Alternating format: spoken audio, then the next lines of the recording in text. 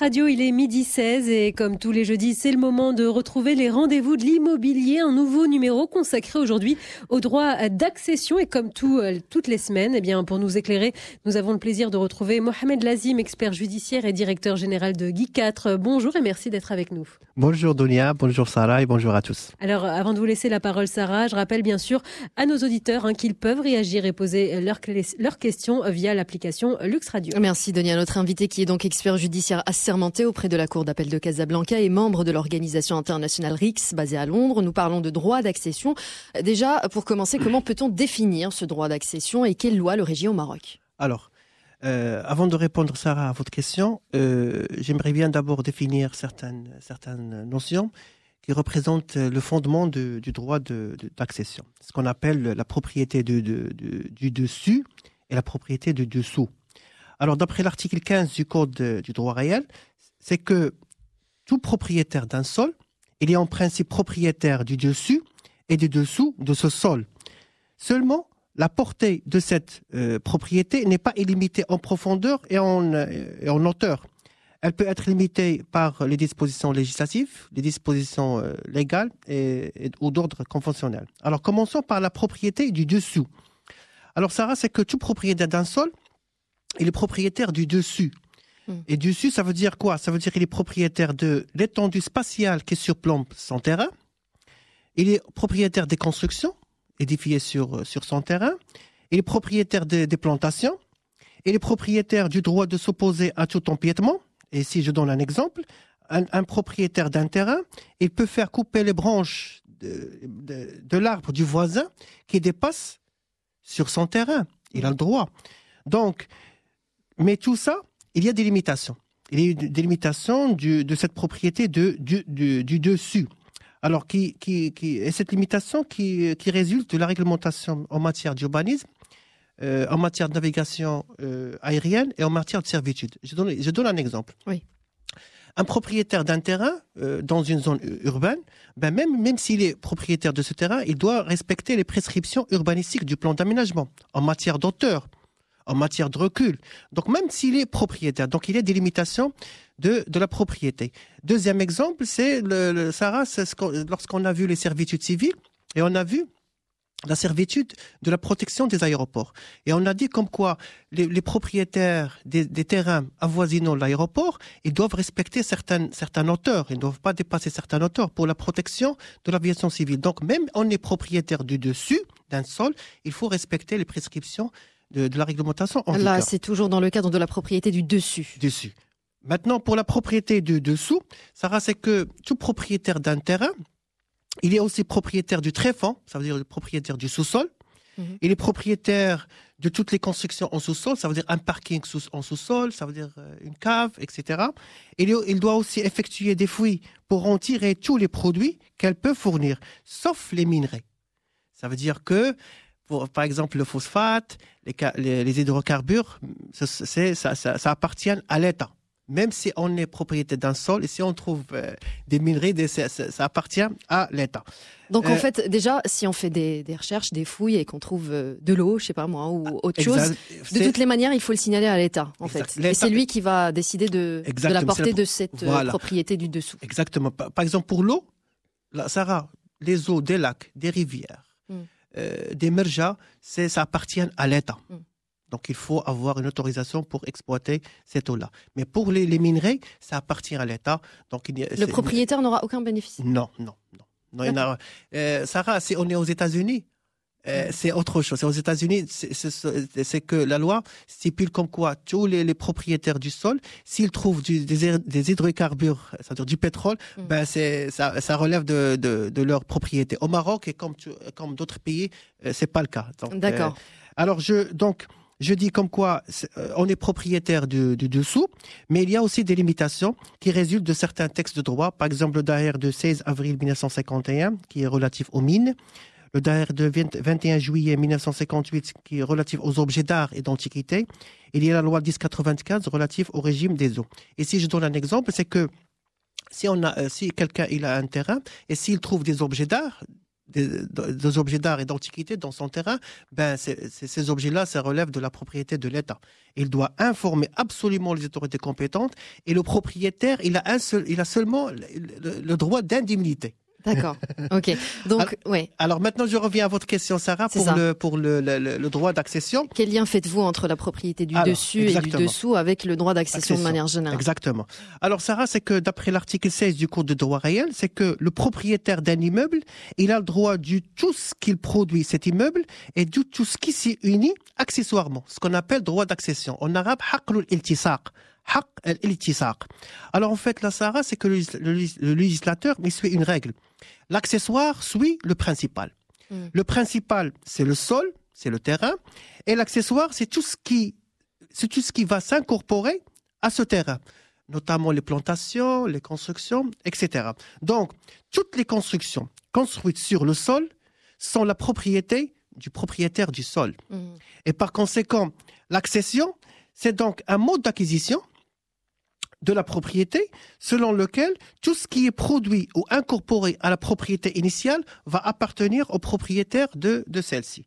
Donc si quelqu'un s'approprie en quelque sorte la terre de quelqu'un d'autre et décide d'y construire quelque chose, eh bien ce quelque chose-là appartiendra au propriétaire de la terre. Mais il y a des cas. Est-ce que c'est systématique ou est-ce que le propriétaire de cette terre doit entamer des procédures, etc. Alors Sarah, donc je vais y arriver parce que ça rentre dans le cadre de l'accession. On y reviendra donc tout à l'heure. Je rappelle juste à nos auditeurs que nous sommes en train de parler de droit d'accession et qu'ils peuvent bien sûr réagir et poser leurs questions via l'application Lux Radio.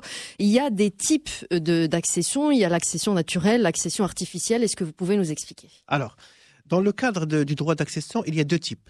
Le premier type, c'est l'accession naturelle, ce qu'on appelle en arabe haql al-iltisaq at-tabi'i. Voilà. D'accord. Alors, le principe, c'est quoi? C'est que tout ce qui s'incorpore et s'unit naturellement au bien immeuble appartient au propriétaire de cet immeuble. Et quand on dit naturellement, ça veut dire qu'il n'y a pas de l'intervention de l'être humain. Voilà. Je donne un exemple. Un terrain qui se trouve à côté d'une montagne qui relève de la propriété publique. Une montagne qui appartient à l'État. S'il y a une averse ou s'il y a une avalanche qui va ramener de la pierre et de la boue sur ce terrain-là, ben, le propriétaire de ce terrain, c'est à lui qui va... Donc ça veut dire que les boues et ces pierres-là vont appartenir au propriétaire du terrain-là. Un deuxième exemple, c'est le droit d'accession sur les délaissés des cours d'eau. Ça veut dire que ça concerne les propriétaires riverains des cours d'eau qui peuvent bénéficier d'un droit d'accession sur les délaissés des cours d'eau. Alors, dans ce cas-là, il y a deux éventualités. Oui, parce que vous nous disiez tout à l'heure que les lacs, par exemple, etc., c'est pas la propriété. C'est pas la propriété, mais parfois... La propriété de l'État. Oui, exactement. Mais dans le cas, par exemple, si la rivière, elle change d'itinéraire. Donc, qu'est-ce qu'on va faire pour le lit initial. Donc ici, il y a deux éventualités, comme je viens de dire. Donc la première éventualité, c'est que lorsque le cours d'eau a modifié son lit naturellement, sans l'intervention de l'homme. Alors si le lit rétrécit, ben, la zone comprise entre l'ancienne et la nouvelle limite est remise gratuitement aux riverains. Mais seulement, il faut respecter les servitudes, soit de la coutume, soit des lois et règlements en vigueur. La deuxième éventualité, c'est que lorsque le cours d'eau a changé le lit, et l'ancien lit est délaissé par les eaux. Et dans ce cas, il y a deux cas. Il y a deux cas de figure. Alors, si le lit abandonné et le nouveau lit se trouvent dans un seul et même fonds appartenant à un seul propriétaire, ben, le lit abandonné et ses francs-bords seront déclassés et attribués gratuitement au propriétaire de ce fonds. Et le déclassement du domaine public vers le domaine privé, le domaine privé de l'État, ça passe par une procédure. Il faut un décret qui doit être signé par le président du gouvernement. Mais c'est une procédure déclenchée par le propriétaire de la terre ou par l'État? Par le propriétaire de la terre, exactement. D'accord. Deuxième cas, c'est que si les deux lits, ça veut dire l'ancien et le nouveau lit, traversent des fonds appartenant à des propriétaires différents, dans ce cas, l'ancien lit et ses francs-bords seront déclassés et les propriétaires riverains, ils auront un droit de préemption. Ça veut dire haq shfa'. Et ce, pour en acquérir la propriété, chacun jusqu'à l'axe de l'ancien lit. Et donc, ils vont se partager la... Voilà, exactement. Et le prix de la vente sera distribué aux anciens propriétaires des fonds occupés par le nouveau lit, à titre d'indemnité, et ce, en proportion de la valeur du terrain enlevé à chacun d'eux. Alors, comme Sarah le lit... Donc ça, c'est pour l'accession naturelle. L'accession naturelle. Avant de passer à l'accession artificielle, je rappelle pour le lit, ce qu'on veut dire par un lit de rivière, c'est 6 mètres de chaque côté du cours d'eau, 6 mètres de chaque côté du cours d'eau, dans le cas des grandes rivières. Par exemple, Oued Melouia, Tsbo, Daraa, etc. Mais pour les grandes rivières, les lits, c'est 2 mètres de chaque côté. Maintenant, pour l'accession artificielle, alors, quand on dit artificielle, ça suppose qu'il y a de l'intervention de l'être humain.